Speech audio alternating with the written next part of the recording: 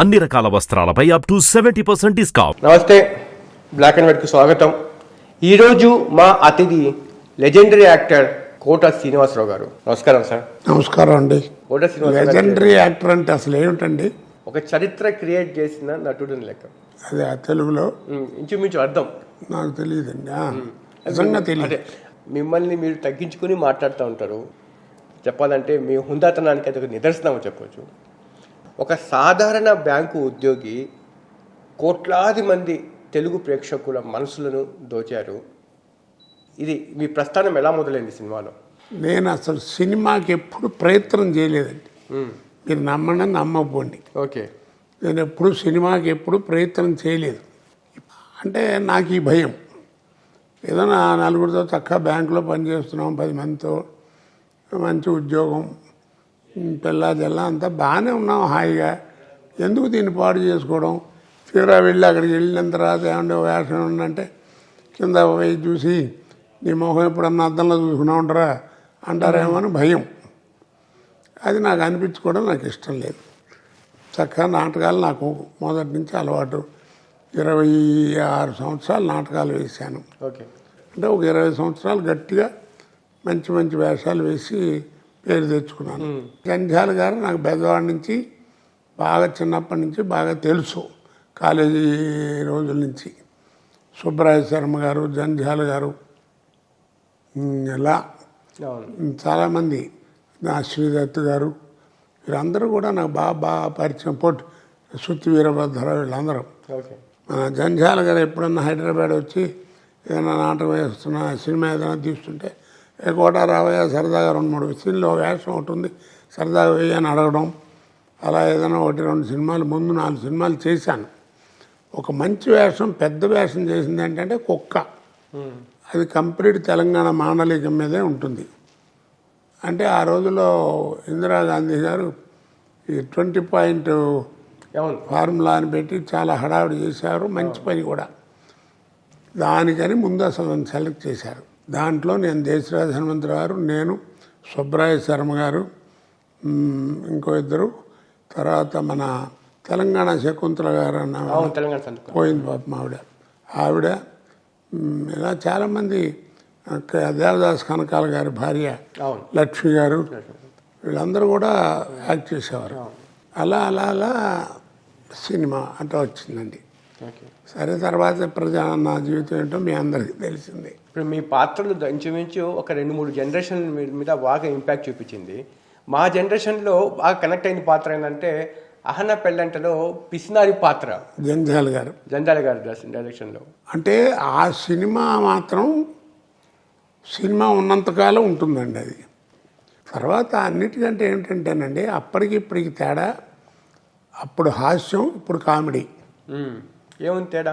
అప్పుడు హాస్యం ఏమిటంటే ఎవరైనా, ఎన్నేళ్ళ వాళ్ళైనా, ఎప్పుడైనా, ఎక్కడైనా, ఎవరితోనైనా, ఎప్పుడైనా చెప్పుకోవచ్చు ఆ ఇన్సిడెంట్లు. ఇప్పుడు వాళ్ళు అట్టా కాదుగా, కష్టం. కొన్ని వీళ్ళు చేసే కామెడీ ఎప్పుడు పడితే అప్పుడు చెప్పుకోలేము. అందుకే అది పైగా అది కూడా కాకుండా వాళ్ళే చెబుతుంటారు, ఇది కుటుంబ సమేత చూడదగ్గ సినిమా అని కదండి. అంటే ఇప్పుడు అంతా జబర్దస్త్ కామెడీ ఎక్కువగా ఫాలో అవుతున్నారు. ఎక్కువ నాడిపోతుందండి, అంతే. మనం ఏం చేయలేము. ఇప్పుడు సినిమా అనేది ఇప్పుడు లేదండి. నా ప్రకారం అంతా సర్కస్. ఈ టీవీలో జబర్దస్త్ కామెడీ వస్తుంది కదా, అవి చూస్తున్నప్పుడు మీకు ఎలా అనిపించింది? అనిపించడానికి ఏముందండి, దాంట్లో ఏముంటుంది? ఏదో 4 డైలాగులు మాట్లాడటం తప్ప, ఏదో బట్టలు గెట్లు వేసుకుని ఏదో చేయడం తప్ప. ఇప్పుడు అనసూయ గారు ఉంది, మంచి నటి, మంచి డాన్సరు, మంచి పర్సనాలిటీ, చక్కటి ఎక్స్ప్రెషన్ అన్నీ ఉన్నటువంటి ఆవిడ.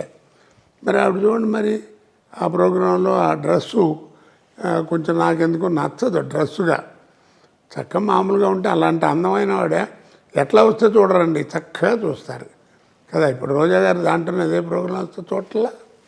అది ఒక్కటే నాకు నచ్చదు. మిగిలినంతా ఏముందండి, వాళ్ళు చేసింది ఎట్లా ఉందంటే వాళ్ళకి ఏమన్నా స్టాండర్డా ఏమన్నా ఉందా? ఏదో లక్కీగా వచ్చింది, శుభ్రంగా జరుగుతుంది, వెళ్ళిపోతున్నా. అంటే ఒకట్లేండి, ఇప్పుడు డ్రెస్లు ఎవరి డ్రెస్లు వాళ్ళ ఇష్టం కదా అని చెప్పి, ఎవరి డ్రెస్ అనేది వాళ్ళ ఇష్టం కదా. మనం అలా అనకూడదండి, తప్పు. ఇప్పుడు మీరు టీవీ యాంకరు మీ ఇష్టం వచ్చినట్టు మాట్లాడనిస్తారా మీ ప్రొడ్యూసర్లు కానీ ఎవరన్నా? అదే ఉం? లేదండి, అవతల వాళ్ళ గౌరవాన్ని తగ్గించే విధంగా అది మరి మాట్లాడతానంటే ఇప్పుడు ఇక్కడ ఏంటంటే స్త్రీ పురుషుడు అని రెండు ఉన్నాయి ఇక్కడ.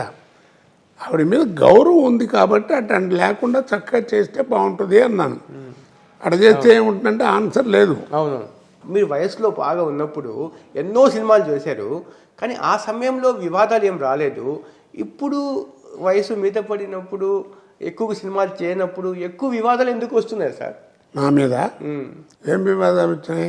ప్రకాష్ రాజు కాలి గోటికి కూడా కోట శ్రీనివాసరావు పనికిరారు అన్న వ్యాఖ్యలు మీరు విన్నప్పుడు, ఆరోపణలు మీకు మనసు చివుక్కుమనలేదా? ఇప్పుడు ఈ ప్రశ్న ఎందుకు వేశారు నన్ను? ఆయన ఆ మాట మాట్లాడటం మంచిది కాదు అవును అని మీకు అనిపించబట్టే కదా. అది చాలు నాకు. ఏమంటే నటుడుగా ఎవరు గొప్ప ఎవరు తక్కువ అని కాదు. మనకి పెద్ద గుమ్మడిగా అంత టాలెంట్ ఉంటే కుదరదు, అవును ఆవిడంత అదృష్టం కూడా ఉండాలి. అవును ఆ రెండు ఉన్నవాడే కోట శ్రీనివాసరావు. అతనికి ఈ గురించి ఎప్పుడు ఏమీ మాట్లాడేవాడిని కాదు. ఆర్టిస్ట్గా ఎవరి క్వాలిఫికేషన్ వాళ్ళది, భగవంతుడు ఉన్నాడు చూపించడానికి. కానీ మీరు చివరిలో చేసిన ఈ కామెంటు ప్రకాష్ రాజ్ ఓటమికి కారణమైన ఒక 10-15 కారణాల్లో ఇది కూడా ఒక కారణమని అనుకుంటున్నారు కోట అనుకోనే ఉండి. ఇప్పుడు నేను ఏదైనా తప్పు మాట్లాడాను అనుకోండి ఎలక్షన్ టైంలో, అది డెఫినెట్గా బ్యాడ్ జరుగుతుంది. ఇప్పుడు చిరంజీవి గారు బ్రహ్మాండమే నటుడు అండి, నిజంగా చెప్తున్నాను, నా హృదయం నుంచి మాట్లాడుతున్నటువంటి మాట. చిరంజీవి గారు చాలా మంచి నటుడు. ఆయన సినిమా ఒక నంది అవార్డ్స్కి కాంపిటీషన్లో ఒక సినిమా ఏదైనా వెళ్ళిందనుకోండి, ఆ సినిమాకి ఏమి ప్రైజులు రాలేదు, ఏం రాలేదు. ఇంకేదో మామూలు సినిమాకి ప్రకాష్ రాజు గారు నటించిన సినిమాకి వచ్చిందనుకోండి, అంటే చిరంజీవి గారు నటుడు కదా సార్. ఏమండి నేషనల్ అవార్డు వచ్చింది నాకు, అది ఇదంటే వస్తే బోల్డ్ మందికి వచ్చింది. రంగారావు కంటే గొప్పవాడు ఆయన. ఆయన గురించి నేను చెప్పదలుచు మూడే మూడు. ఆయనతో నేను కనీసం కాస్త పెద్ద పెద్ద ఇంపార్టెంట్ వేషాలు 15 సినిమాలన్నా చేసుంటా. ఒక్క సినిమాకి టైంకి రాడండి. 9ంటికి కాల్ షీట్ వేస్తే 11:30కి వస్తాడు. ఆ క్యారవాన్ మోగుతూ ఉంటుంది, మేమేమో చెట్టు కింద కూర్చుని అట్లా కబుర్లు చెప్పుకుని ఉంటాం. ఎప్పుడో 11:30కి వచ్చి వచ్చి హలో అని ఆ ప్రొడ్యూసర్ని మేము డైరెక్టర్ని పలకరించాడు. మళ్ళీ ఏమంటాడు ఎప్పుడు వెళ్ళిపోతాడని మమ్మల్ని అట్టాగే కూర్చోబెట్టి ఆయన షాట్లు ముందు గవగ తీసి పంపించేవారు. ఇది అవసరం అండి? తనకు తెలీదు. మనం డబ్బులు తీసుకుంటున్నామండి, కనీసం రావక్కర్లా నువ్వు? ఆ జ్ఞానం ఉండదు నీకు, పెద్దవాడి కదా. ఏదో చదువుకుంటున్నాను అంటాడు, అది అంటాడు, ఇది అంటాడు, ఏదో మాట్లాడతాడు. అదొకటి. 2, ఒక్క ఆర్టిస్ట్తో తోటి ఆర్టిస్ట్తో చక్కగా కూర్చుని బాగున్నావా, ఏమన్నా ఏమనుకోద్దు, ఎలా ఉన్నారు, లేట్ అయిందయా, పాపం మిమ్మల్ని అందరినీ కూర్చోబెట్టించాను ఏమనుకోకు అని అన్ని ఎవరితోనో మాట్లాడాడు ఆర్టిస్ట్తో. తర్వాత ఇంకోటి మూడోది ముఖ్యమైనటువంటిదండి. మా అసోసియేషన్కి ఆయన ప్రెసిడెంట్గా నిలబడ్డాడు. అదే మా అసోసియేషన్ అతన్ని 2-3 సార్లు సస్పెండ్ చేసింది. ఒక్క జనరల్ బాడీకి వచ్చిందని నాకు తెలియదు, ఎక్కడ సంతకాలు పెట్టలేదు, ఏమి నీకేం అర్హత ఉంటుంది కోట శ్రీనివాసరెడ్డి మాట్లాడటానికి? ఏం పెద్ద గొప్ప అని నాగబాబు గారు వాళ్ళు ఏదో అన్నారు, నేనేం అనలేదు, ఇదే అడిగాను. సరే నేను మాట్లాడడం తప్పు, మరి ఆయనకి అద్దం ముందు కూర్చొని ఆయన చూసుకోమనండి. ప్రకాష్ రాజ్ అలా ఉంటే చిరంజీవి గారు ఓ పక్క, పవన్ కళ్యాణ్ గారు ఇంకో పక్క, వీళ్ళిద్దరు లేకపోతే అసలు నాగబాబు గారు ఏంటండి, మామూలు నటుడు. ఆయనే ఉత్తమ నటుడు కాదు, గొప్ప నటుడేం కాదు, ఇదేం కాదు. ఎందుకు ఆయనకి నాగబాబు గారు ప్రకాష్ రాజ్ గారిని ఇష్టం వచ్చినట్టు తిట్టాడు. మీ అందరికీ తెలుసు కదా. వాడికి డిసిప్లిన్ లేదు, పాడు లేదు, షూటింగ్లు పోస్ట్ పోన్ అవుతున్నాయి, షెడ్యూల్ మారుతున్నాయి. ఇప్పుడు నాగబాబు మీ మీద ఆ కామెంట్ చేయడం మీ మీద అది ఆయనకి ఉండాలి సార్. నేనేమన్నా అన్నాను ఆయన్ని? ఇప్పుడు కూడా నేను కామెంట్ చేశాను. ఎస్, ఓ పక్క చిరంజీవి గారు, ఓ పక్కన పవన్ కళ్యాణ్, లేకపోతే నా బాబు ఏంటి చెప్పండి? పోనీ పెద్ద యాక్టరా, కొత్త పొలిటీషియనా, ఏముందండి ఈ క్వాలిఫికేషను? అంటే వాళ్ళ అన్న అతని భుజాల మీద ప్రకాష్ రాజ్ని గెలిపించుకొని తీసుకురామని చెప్పి ఒక బాధ్యత పెట్టారు. పెట్టే ఉండొచ్చు సార్, బోల్డ్ మంది ఏమైనా జరిగి ఉండొచ్చు, నేను కాదంట్లా. ఆ మాట ఏమిటండి? నేను అట్లాంటి మాట ఒక్కటి మాటతో ఊరుకుంటారు? మొత్తం టీవీలో నాకు గోలగోల చేసి వదిలేవారు 4 రోజులు. అవునా కదా? ఏంటది అర్థం ఉండక్కల్లా. నాకు అతని మీద ఎందుకు కోపం? నేను ఏమైనా అన్నానే, ఉన్నమాట చెప్పాను. ఏం మాట అది? బాబుమోహన్, కోట శ్రీనివాసరావు వాళ్ళు ప్రకాష్ రాజు నటన కాలి కోటికి పనికిరారని ఏదో అన్నాడు. ఏమిటి చెప్పండి, పోనీ ఆయన ఎవరికి పనికి వస్తాడు? ఏమన్నామని ఆయన్ని? నువ్వే ఇంటర్వ్యూ అవుతుంది, నువ్వే ప్రకాష్ రాజుని తిట్టివి, నువ్వే ప్రకాష్ రాజుని వెనకేసుకు వస్తూ ఉంటుంది. ప్రకాష్ రాజు చాలా గొప్పవాడు, అది ఇది ఓటేయాలి మీరు ఏమైంచారా అంటివి. మేమన్నా కాదన్నావా ఏంటి? ఆయన కూడా మా సభ్యత్వానికి రాజీనామా చేశారు. చేయనివ్వండి సార్, ఇప్పుడు ఉండి ఉపకారం ఏముంది ఇట్లా వాగుడు తప్ప. సార్ ప్రకాష్ రాజ్ ఓటమి చిరంజీవికి ఏదైనా ఆపాదిస్తారా? చిరంజీవి ఓటమిగా అలా భావించే పరిస్థితి కనిపిస్తుందా ఇండస్ట్రీలో? ఏమోనండి, ముందు ముందు ఏం జరుగుతుందో ఎవరికి తెలియదు, కాలమే నిర్ణయించాలి. నేను ఒక రోజున చిరంజీవి గారితో నేను ఎలక్షన్ ముందు మాట్లాడిన మాట వాస్తవం. చిరంజీవి గారు నమస్కారం అండి ఏమండి అన్నారు, ఏదో మాట్లాడుకుందండి చేసి, సార్ మీరు నుంచోండి లేకపోతే మీ వాళ్ళని ఎవరి నుంచో పెట్టండి, మేమంతా సపోర్ట్ చేస్తాం. కానీ మీరుగా మీలాంటి స్టేచర్ ఉన్నటువంటి గొప్పవాళ్ళు ప్రకాష్ రాజ్ గారిని సపోర్ట్ చేయటం మంచిది కాదు, నాకు మంచిది కాదు అనిపించింది, చెప్పాల్సింది చెప్పాను అన్నాను. తప్పేముంది, ఎస్ నేనేం బయట పిచ్చి పిచ్చిగా వాకుండా అన్నాను. ఆయన నాతో ఏమన్నారంటే ఏదో అవి ఇవి మాట్లాడి, కోటయ్య ఏం లేదే ఓ రోజు వచ్చాడు ఇలా ఎలక్షన్లో నుంచున్నాను అన్నాడు, మంచిదా బెస్ట్ ఆఫ్ లక్ అన్నాను. చిరంజీవి అంటే మీరు చెప్పిన ప్రకారం చిరంజీవి సపోర్ట్ లేదా సార్ ప్రకాష్ రాజ్కి? ఏమోనండి, ఎవరికి తెలుసు. అది మీరు చెప్పిన ప్రకారం అయితే ఇంకా ఆయన లేదని అనుకుంటున్నా నేను. ఉంటే ఉండదు, దాని తప్పేముంది. ఇప్పుడు పవన్ కళ్యాణ్ చిరంజీవి గారు అబ్బాయి వాళ్ళు వెళ్ళారు, ఓట్లు వేసారు, వేసింది సార్. సార్ అలాంటి వాళ్ళు కాదు, ఎంతోమంది వేయకపోతే 294 ఓట్లు ఎట్ట వచ్చినాయి అతనికి? ఏదో నాన్ తెలుగు అంటారు, ఎవడన్నా నిన్ను ఇవాళ మాట్లాడటం కాదు. నేను 1994 నుంచి మాట్లాడుతున్నాను. 4.5 రోజులు హంగర్ స్ట్రైక్ చేశాను. ఓకే, తెలుసో మీకు తెలీదు.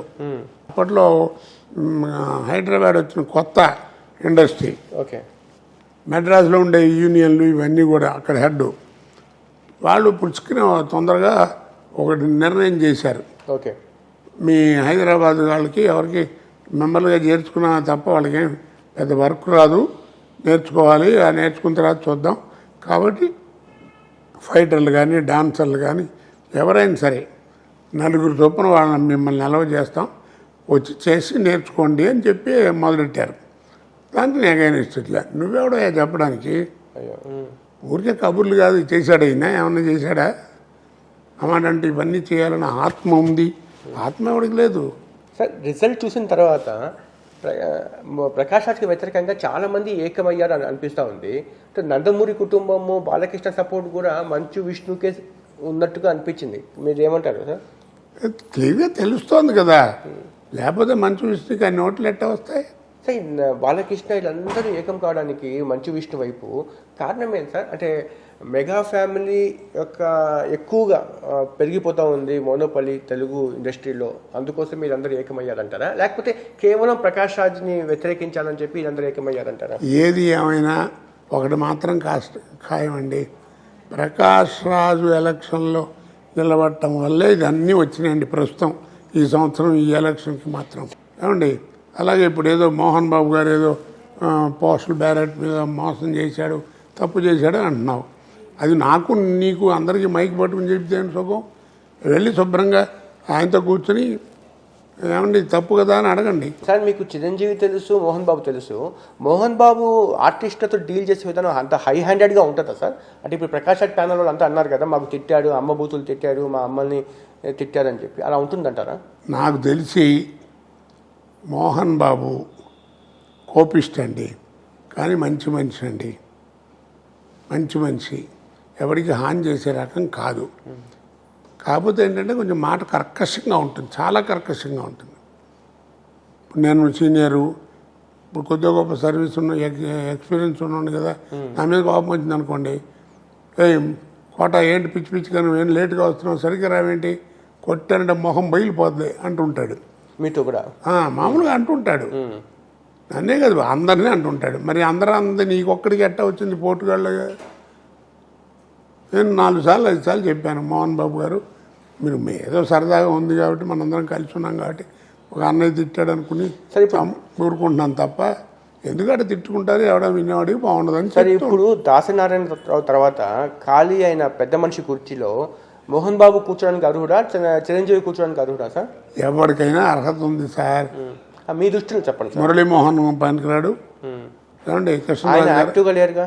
లేరుగా అంటే ఇప్పుడు ఏముంది, ఆయన పెద్దవాడు అయిపోయాడు, 90 ఏళ్ళు దాటి. అట్టుగా దాసనారాయణరావు ఎటువంటి పాత్ర పోషించేవాడు? ఆర్టిస్టు, ప్రొఫెషనల్ లైఫ్ కాకుండా వ్యక్తిగత లైఫ్లో వచ్చి టైం స్పెండ్ చేసి పరిష్కారం చేసేవాళ్ళు. ఆయన పనిచేశారంటే మోహన్ బాబు దాసనారాయణరావు గారు ఆ రోజులు వేరు సార్. కాస్త పెద్దవాళ్ళు చెప్తే వినటం చేయటం అనేటువంటి ఓ పద్ధతి ఉంది. ఇప్పుడు నేను కూడా కొన్నాళ్ళు దాంట్లో మాలో కొంచెం ట్రెజరర్గా పనిచేశాను. అప్పుడే కొంచెం నాకు కూడా ఇబ్బంది జరిగింది. ఏం చేయాలని గట్టిగా అడిగితే దాసనారాయణ దగ్గరికి వెళ్ళాము. దాసనారాయణ ఆయన పేరేంటి బాలకృష్ణ, అలాగే చిరంజీవి గారు, వీళ్ళందరూ ఇంటర్వ్యూర్ అయ్యి కూర్చుని మాట్లాడి అట్లా కాదు అటు చేయండి అన్నారు. చేశారు, పని అయిపోయింది. మా అన్నయ్య చిరంజీవి గారు ప్రకాష్ రాజ్ని నువ్వు గెలిపించాలి అని అన్నాడు. ఎవరు? నాగబాబుని అన్నారంట. అన్నాడా? చిరంజీవి గారు అన్నారా? అంటే అన్నాడేమో, నేను వినలేదు. అందుకోసం ఆయన ప్రకాష్ రాజ్ తరఫున ఫైట్ చేశాడు ప్రత్యర్థుల మీద. ఇప్పుడు ఆయన చేశాడని ఆయన పరువులు తీయటం ఎందుకే? అన్నయ్య లాంటి వాడు సపోర్ట్ చేస్తున్నాడు, ఎంత జాగ్రత్తగా ఉండాలని చక్కగా గౌరవంగా మాట్లాడాలి. ఆయన చేస్తున్నాడు కదా అని చెప్పి నీ నోటికి వచ్చినట్టు నువ్వు మాట్లాడితే అందరినీ. అంటే నాగబాబు మాట్లాడిన తీరు కూడా ప్రకాష్ రాజ్ ఓటమి కారణం అంటారా? డెఫినెట్గా కారణం అండి, డెఫినెట్గా. అతను ఎలక్షన్లో నుంచోడానికి అతను గట్టిగా పట్టుబట్టడానికి కారణం చిరంజీవి గారు అయితే, అతను ఓడిపోవడానికి మెయిన్ కారణం ఎవరంటే నాగబాబు. ఇటేమో ఆయన పేరేంటి, విజయ నిర్మల గారి అబ్బాయి నరేష్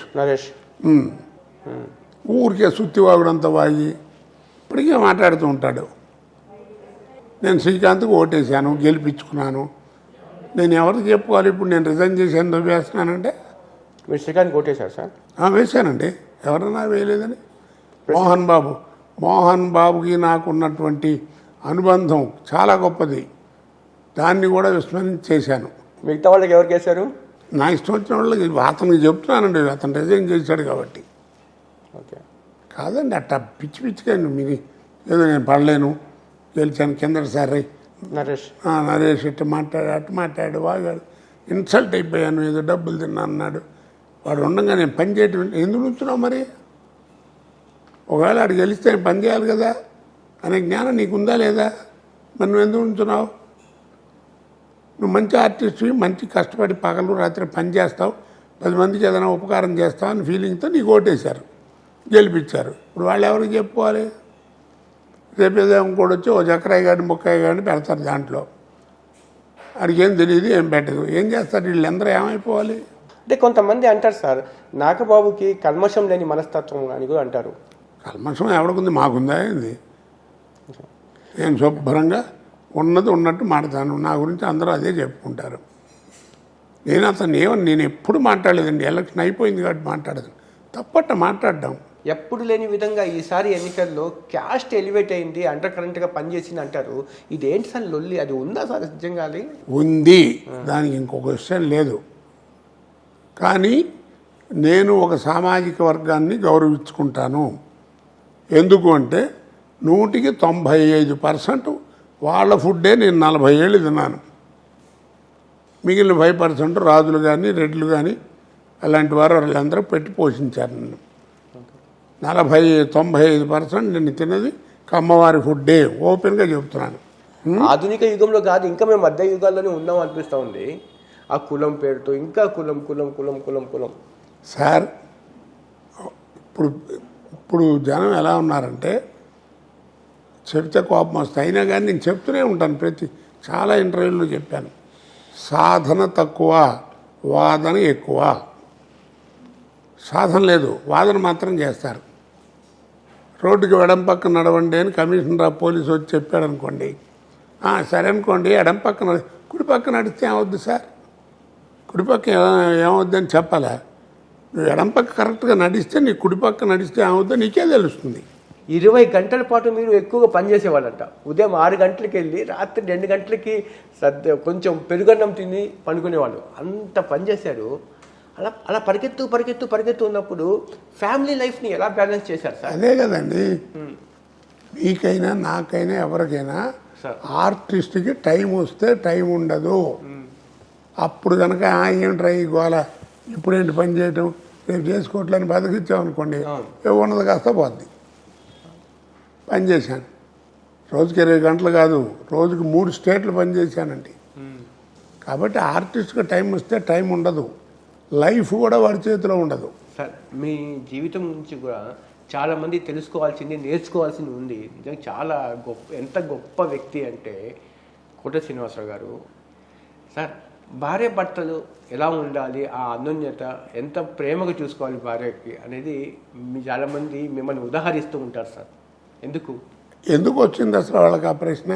అంటే భార్యకి బాగా లేకపోయినా కూడా ఒక దశలో బాగా చూసుకోవడము, చంటి పిల్లలాగా మీరు ఆమెని చూడడము. 1968లో నాకు మ్యారేజ్ అయింది. 73లో ఆ డెలివరీలో ఉన్నప్పుడు, డెలివరీ అయిన రోజులు 21 రోజులు ఎంత అంటారే, ఏదో 2 నెలలు ఏదో ఆ టైంలో మా అత్తగారు పోయింది. ఆ పోయినప్పుడు మా ఆవిడకి కొంచెం షాక్లా వచ్చింది. మనకి తెలియదు అప్పుడు. 73 అంటే నేను మా ఆవిడ మేమే కదా అప్పుడు. వైద్యం కూడా ఇంత డెవలప్ అయ్యి ప్రతివాడు వైద్యం గురించి మాట్లాడే రోజులు ఎక్కడున్నాయి. She has become a psychiatric patient.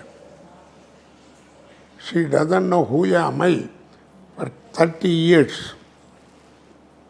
ఎవరో క్లోజ్గా ఉండే ఫ్రెండ్స్కి, నాతో నాటకాలు వేసిన వాళ్ళకి మా గురువులకి వాళ్ళకి తెలుసు తప్ప బయట వాళ్ళకి ఎవరికి తెలియదు. నేను చెప్పను కూడా.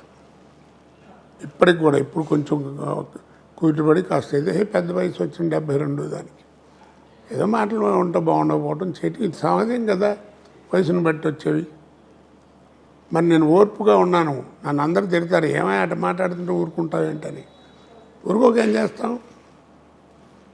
ఒక్కటే గుర్తుంచుకోండి సార్, ట్యూబ్లోంచి బయటకు వచ్చిన పేస్ట్ని పేస్ట్ని గుమ్మం దాటి వెళ్ళినటువంటి సంసారాన్ని ఎవడు వెనక్కి లాక్కులాడాడు. మా వీక్షకులు ఇది చాలా వాల్యూడ్. జీవితాన్ని మదించి తెలుసుకొని సమాజాన్ని ఇంత దూరం నుంచి అర్థం చేసుకున్న గొప్ప వ్యక్తి చెప్తున్న మాటలు ఇవి. ప్లీజ్ ఒకసారి వినండి. ట్యూబ్లోంచి బయటకు వచ్చిన పేస్ట్ని గుమ్మం దాటి వెళ్ళినటువంటి సంసారాన్ని ఎవడు వెనక్కి తీసుకురాలేడు.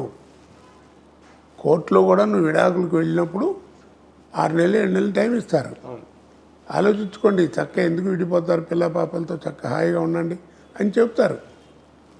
కాబట్టి మనం ప్రయత్నం చేస్తామే తప్ప వాళ్ళిద్దరి మధ్యన ఎవరికి తెలుస్తుందండి? భార్యాభర్త మధ్యలో ఏం గొడవ ఉందని మనం ఏమైనా చూసామా? ఏదో ఇంగ్లీష్లో ఇప్పుడు కొత్తగా మాట్లాడుతుంటారు.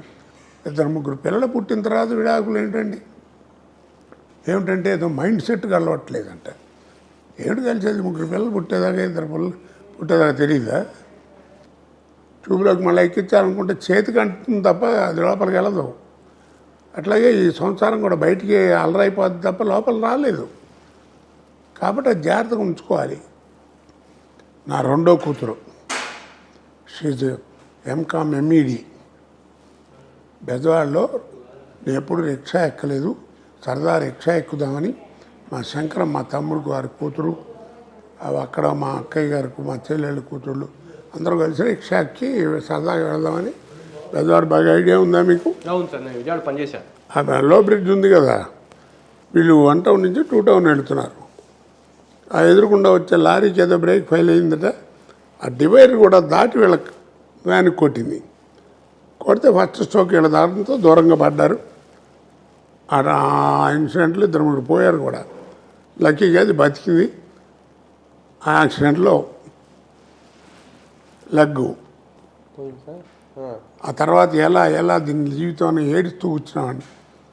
అలాంటి లైఫ్లో నేను ఎవరి దగ్గర అయితే గుమాస్తాగా పనిచేశానో బ్యాంకులో, ఆయన నేను బియ్యం కూడా అయ్యాను. మహానుభావుడు, పెద్దలు దయదలిచి. కానీ ఏదైనా కానీ మొత్తానికి మ్యారేజ్ అయింది, దానికి ఆడపిల్ల, చక్కగా లక్ష్యంగా ఉంటున్నారు. సరే జీవితం బాగానే ఉందిలే, నడుస్తుంది అనుకున్నా. మీకు తెలుసు కదా మా అబ్బాయి, వాడు ఎగిరిపోయాడు. మరి ఇన్ని బాధలు పెట్టుకుంటూ మరి 10-12 ఏళ్ళ నుంచి వాడు పోయిన తర్వాత కూడా ఎక్కడన్నా సినిమాల్లో ఎక్కడన్నా అది మీకు చూసారా? ఆ బాధని చూడలా. ఎప్పుడు నేను దాని గురించి మాట్లాడను. భగవంతుడు ఎంత పేరు ఇచ్చాడో అంత కష్టాలు కూడా ఇచ్చాడు, వీటిని తట్టుకునే గుండె కూడా ఇచ్చాడు. బాగుంది, అంతే, చేయటం మన ధర్మం. ఏదో ఎప్పుడైనా బోరు కొట్టి ఇంట్లో కూర్చొని ఏడుస్తూ ఉంటాను, ఏముంది. ఇప్పుడు చూడండి సార్, మీరు కూడా వీక్షకులకు నేను చూస్తున్నా చూడండి, ఈయన స్టార్డమ్ అనుభవించారు. ఆ రోజుల్లో 30 సంవత్సరాలు 25 సంవత్సరాల క్రితమే ఒక టాప్ హీరోకి ఎంత క్రేజ్ ఉండిందో ఒక కోట శ్రీనివాసరావులో అంతే క్రేజ్ ఉంది. కానీ ఆ సమయంలో మీకు పెళ్లి చేసుకోమని చెప్పి ఎవరు చెప్పలేదు సార్ యాక్చువల్గా. అంటే మీకు కేవలం ఆ ప్రేమ వల్లే అలాంటి ప్రేమ కాదండి, మన బాధ్యత. అది ఏ క్యాస్ట్లో అయినా సరే, క్రిస్టియానిటీలో అవ్వనండి, ముస్లిమిజంలో ఎవరైనా సరే, పెళ్ళాన్ని ధర్మంగా చూసుకో. నీ ఏడుపు నువ్వు ఏడు, బయట ఏమన్నా ఏడిస్తే ఎవడేమన్నా. సార్ మీకు మరో జన్మ అంటూ ఉంటే మళ్ళీ ఇండస్ట్రీలోనే తెలుగు కోట శ్రీనివాసరావు పుట్టాలనుకుంటారా, లేకపోతే వద్దనుకుంటారా ఈ ఇండస్ట్రీలో? చక్కగా ఇప్పుడు నాకు ఏ రకంగా జీవితం ఇచ్చారో చక్కగా కష్టాలు కొంచెం తగ్గించేయి ఏమండి, మనిషిగా చక్కగా సుఖపడుతూ 10 మందికి ఉపకారం చేసేటువంటి మనిషిగా బతకాలన్న నా ఉద్దేశం. ఇంకో జన్మ అంటూ ఉంటే, ఒకవేళ ఆ జన్మ నిజంగా ఇస్తే అలా బతకాలంటే నేను ఎలా ప్రవర్తించాలి, సద్వాక్కు సత్ప్రవర్తన అన్నీ కలిగి ఉండాలి నేను. అది కూడా నాకు చక్కగా ప్రసాదించి చక్కగా నన్ను కాపాడమని భగవంతుని కోరుకుంటాను. ధన్యవాదాలు సార్. సుమన్ టీవీ ద్వారా నాకు నా మనసులో ఉన్నటువంటి భావాలు, మంచో చెడ్డో, 40 సంవత్సరాల నుంచి నన్ను పోషిస్తున్న మహానుభావులు ప్రజలందరికీ చెప్పుకునే అదృష్టాన్ని కలిగించినందుకు గాను మీ సుమన్ టీవీకి ధన్యవాదాలు చెప్పుకుంటూ, సర్వే జన సుఖినో భవంతు. ఇది